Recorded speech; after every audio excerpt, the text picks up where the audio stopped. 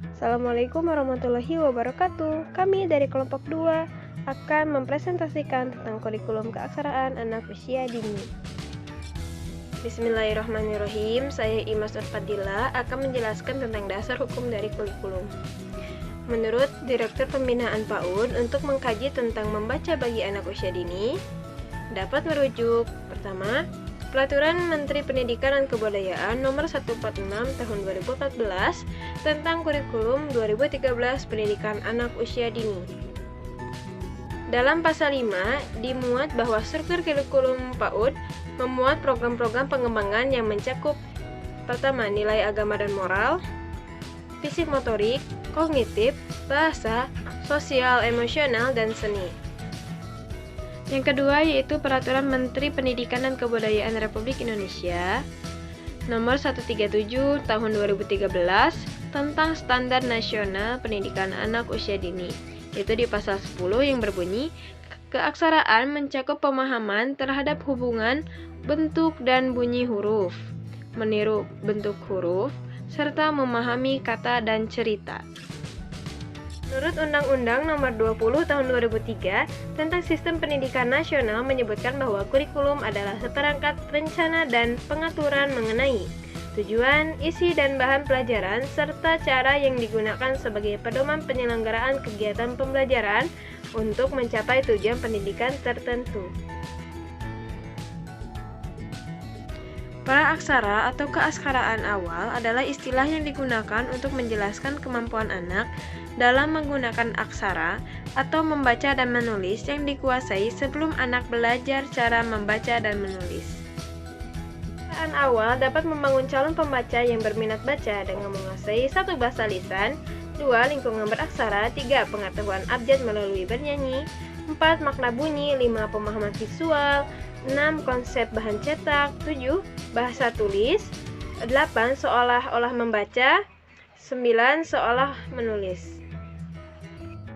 Anak akan mengalami kesulitan membaca bila 1. Kurang kesempatan berlatih dengan aksara, 2. Kurang kesempatan mengembangkan strategi pemahaman bacaan, 3. Sering berlatih membaca di luar kemampuannya, 4. Mempunyai pengalaman negatif tentang membaca atau dipaksa atau terpaksa membaca di luar minatnya. Assalamualaikum warahmatullahi wabarakatuh. Saya Irma Komariah akan melanjutkan presentasi dari rekan saya tentang kompetensi inti dan kompetensi dasar. Kompetensi inti kurikulum 2013 pendidikan anak usia dini merupakan gambaran pencapaian standar tingkat pencapaian perkembangan anak pada akhir layanan PAUD usia 6 tahun.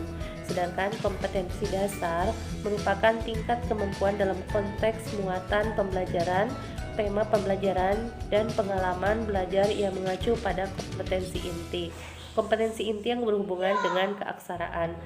KI 3 mengenal diri, keluarga, teman, pendidik, lingkungan sekitar, teknologi, seni, dan budaya di rumah, tempat bermain, dan satuan PAUD dengan cara mengamati dengan indera, melihat, mengamati, mendengar, menghidup, merasa, dan meraba, menanya, mengumpulkan informasi, menalar, dan mengkomunikasikan melalui kegiatan bermain. KI 4 menunjukkan yang diketahui, dirasakan, dibutuhkan, dan dipikirkan melalui bahasa, musik, gerakan, dan karya secara produktif dan kreatif serta mencerminkan perilaku anak berakhlak mulia. 1. Kompetensi dasar yang berhubungan dengan bahasa. KD 3.10 memahami bahasa perspektif, menyimak, dan membaca. KD 4.10 menunjukkan kemampuan berbahasa reflektif, menyimak, dan membaca. Terus indikator pencapaian perkembangan pada KD 3.10 dan 4.10 usia 4-5 tahun menceritakan kembali apa yang didengar dengan kosakata yang terbatas. Terus usia 5-6 tahun menceritakan kembali apa yang didengar dengan kosakata yang lebih. KD 3.11 memahami bahasa ekspresif, mengungkapkan bahasa secara verbal dan non-verbal. KD 4.11 menunjukkan kemampuan berbahasa ekspresif, mengungkapkan bahasa secara verbal dan non-verbal. Indikator pencapaian KD 3.11 dan 4.11. Usia 4-5 tahun yaitu menceritakan gambar yang ada di dalam buku. Kalau usia 5-6 tahun menunjukkan perilaku senang membaca buku terhadap buku-buku yang dikenalinya. Assalamualaikum warahmatullahi wabarakatuh. Nama saya Ida Yulianti. Saya di sini akan menjelaskan slide ke-7 dan slide ke-8 tentang KD atau kompetensi dasar yang berhubungan dengan keaksaraan. Kompetensi dasar yang berhubungan dengan keaksaraan yaitu ada 3.12 dan 4.12. 3.12 yaitu mengenal keaksaraan awal melalui bermain, dan 4.12 yaitu menunjukkan kemampuan keaksaraan awal dalam berbagai hasil karya. Indikator pencapaian perkembangan anak usia dini pada kompetensi dasar 3.12 dan 4.12 untuk 4-5 tahun yaitu yang pertama menulis huruf yang dicontohkan dengan cara meniru. Yang kedua yaitu menceritakan isi buku walaupun tidak sama dengan tulisan yang ada pada buku tersebut. Yang ketiga yaitu membilang secara urut dari 1 sampai 10. Untuk 5-6 tahun, yang pertama yaitu menunjukkan bentuk simbol. Yang kedua yaitu membuat gambar dengan coretan atau tulisan yang berbentuk huruf atau kata. Yang ketiga yaitu menulis huruf dari namanya. Dan yang terakhir, yang keempat, menyebutkan jumlah benda dengan cara menghitung. Kegiatan bermain yang mengembangkan bahasa lisan. Yang pertama yaitu bermain drama. Yang kedua bermain balok.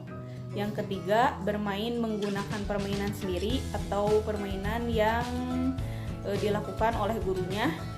Yang keempat yaitu menyanyi bersamaan dengan anak-anak.